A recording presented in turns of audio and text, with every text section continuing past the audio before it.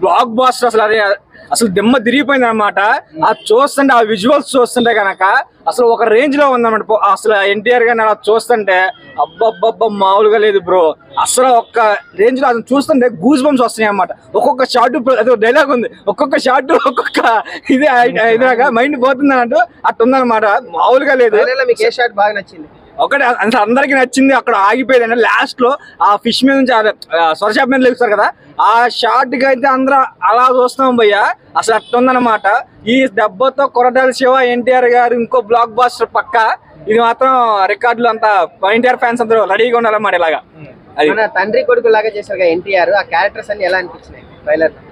అవన్నీ అయితే సూపర్ ఉంది. అసలు అది ఏమి తెలియనోడు మళ్ళీ అంటే ఒక అమాయకుల్లో యాక్ట్ చేయడం, వెంటనే అది అంటే చూపించడం కూడా, వెంటనే ఒక సీరియస్ క్యారెక్టర్ అనేది చూపించడం అనేది అసలు మామూలు చూపించలేదు ట్రైలర్ లో.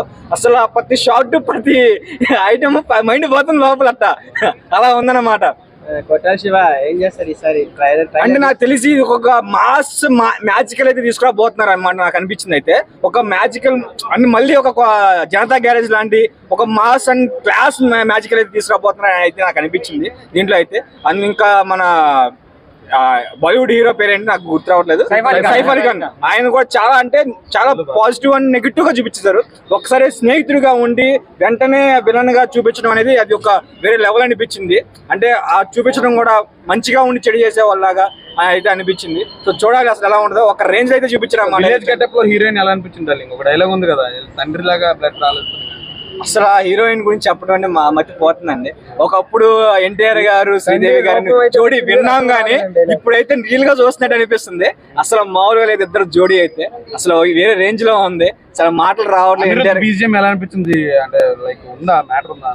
ఆ మ్యాటర్ అయితే అనిపించింది. వెనకాల ఆ వీడియోకి బీజిఎం కి చూస్తుంటే అంటే ఆ ట్రైలర్ కి దానికి గూస్ బంప్స్ వస్తాయి అన్నమాట. సో నాకు కొత్త మ్యాజిక్ అయితే క్రియేట్ చేశాడు అనిపిస్తుంది. కొంతమంది ట్రోల్ చేశారు, కొంతమంది ట్రోల్ చేశారు దేనికంటే వెనకాల ఎప్పుడు విన్నట్టే ఉంది అది అని.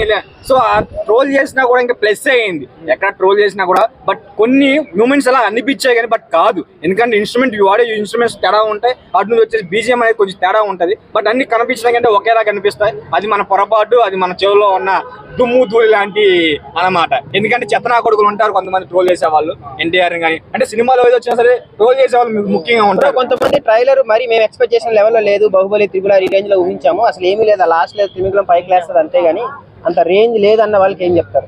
బ్రో రేంజ్ లేదన్న వాడికి గూలు మూసుకొని కూర్చోండి, రేంజ్ మొత్తం వస్తుంది, ఆన్ ద వేలో ఉందన్నమాట. ఆ రోజున మీ గూలు అన్ని పగిలిపోతాయి. అది ఎన్ని కోట్లు కలెక్షన్ అవ్వచ్చు? కోట్లు అయితే తెలియదు కానీ కాలర్ అయితే ఎంత భయ. కోట్ల విషయం మాకు అవసరంలా. ఎన్టీఆర్ గారిని స్క్రీన్ మీద చూడటం మాకు కావాలి, మేము ఇలా వెళ్ళాలి. అంటే కొంత